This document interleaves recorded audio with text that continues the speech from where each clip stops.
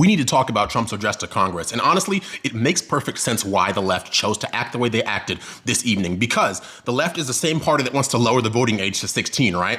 Only an edgy 16-year-old would act the way they chose to act this evening, choosing to refuse to even give President Trump props for things that make life better for Americans on the left or right side of the aisle. But of course, he even mentioned this himself, Trump did. He said basically there's some things he could do that the left would simply choose not to be in support of, not to cheer for, because he is the person behind it. This is a level of pettiness we've gotten to here in America. And of course, it was a 2-hour-long speech, and much of it was very substantive. But if you were to ask your average Democrat, they just sit there and hold a little card and say, lies, lies. When you press them on that, they won't tell you what lie actually was, because their whole foundation is built on lies, but I digress. But these are the people they want to be taken seriously now, even though they will act like petulant, spoiled children when they are actually brought to task on what they chose to waste, what they chose to do to the American people for the last 4 years. They've been doing this for so long, they think they can get away with it.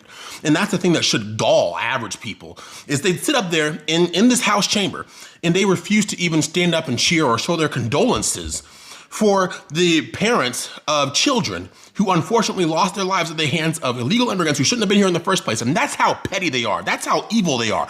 I've seen what makes you cheer, so I'm not going to sit here and lose sleep over what you choose not to cheer about, because you know what? You're not a serious person. This was the best, honestly, campaign ad for 2026 and 2028, because these are people now on the left who expect to be voted into power again in the future, right? And they're going to sit here and act this way when Trump is talking about things that will actually make the lives of everyday Americans that much better. That's a level they've sunk to. That's what they will continue to do.